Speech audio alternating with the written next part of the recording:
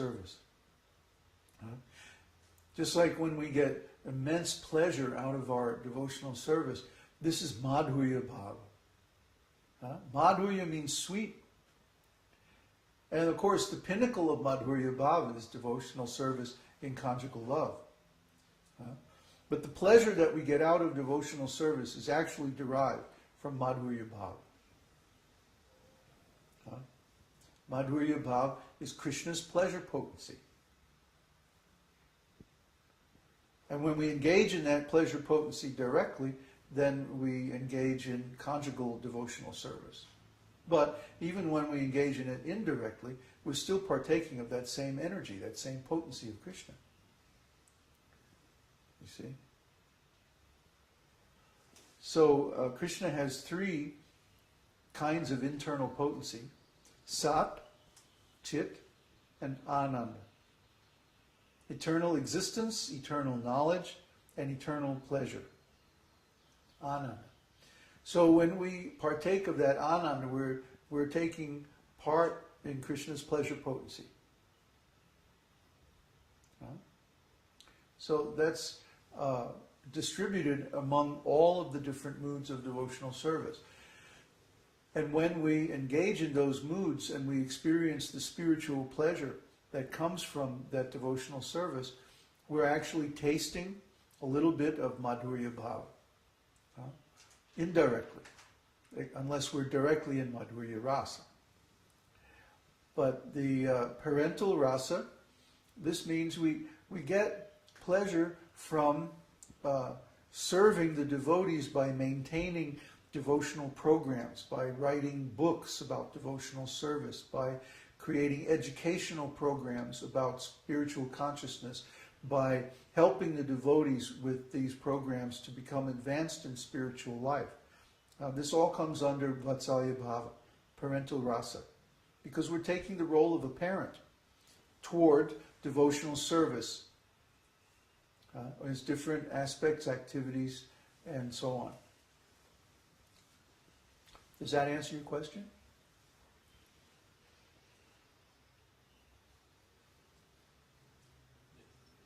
Any other questions? From Mike. Much of the time I feel like a friend of the Lord. I am in the very beginning of devotional service, so that may be because He is everyone's eternal friend, not because that is the mood I am in. When is the point you are sure of the mood you are in? Does it come before Brahman realization? No.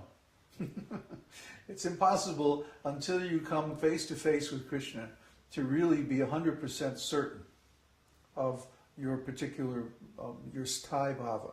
But you can get an indication from many things, how you feel about different kinds of service, for example. Or how you feel toward, when you read the pastimes of different devotees. When you read the pastimes of the devotees who are in your same mood, you're going to be very attracted by that. Like, oh, I wish I could do that. I'd like to be a fly on the wall and watch that pastime. Oh boy, you know. Or I'd like to be in the pastime. I'd like to be one of the devotees that's in that mood in serving Krishna. That would be very nice.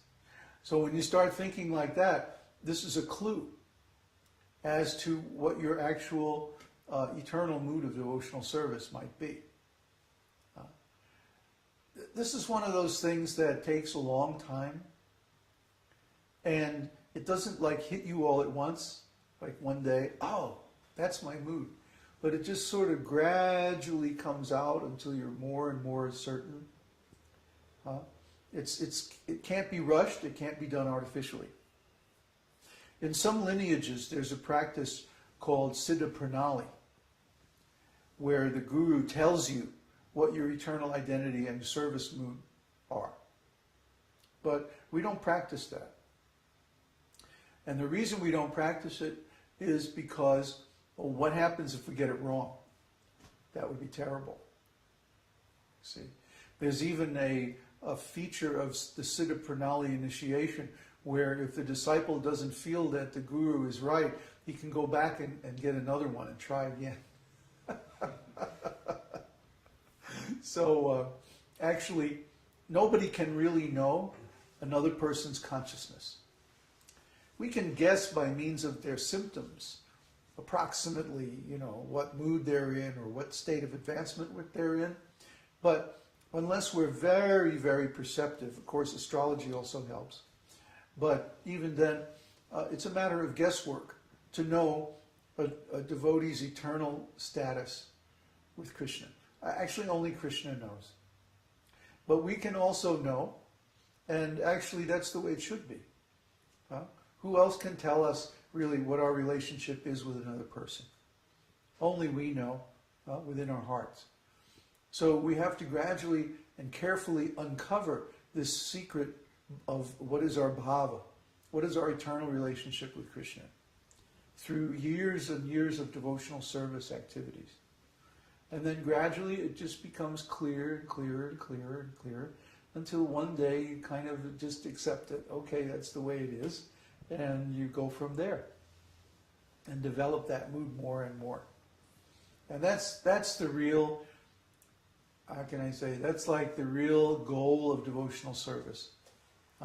When we develop that certainty that, oh, this is my relationship with Krishna, and then we start to develop that mood more and more, it becomes this constant source of joy. It's not like you're always going to be manifesting ecstatic symptoms. After the first few times, it's like, okay, now I can have ecstatic symptoms, great. But now what am I going to do about that? Or how am I going to manifest my devotional ecstasy in a practical way?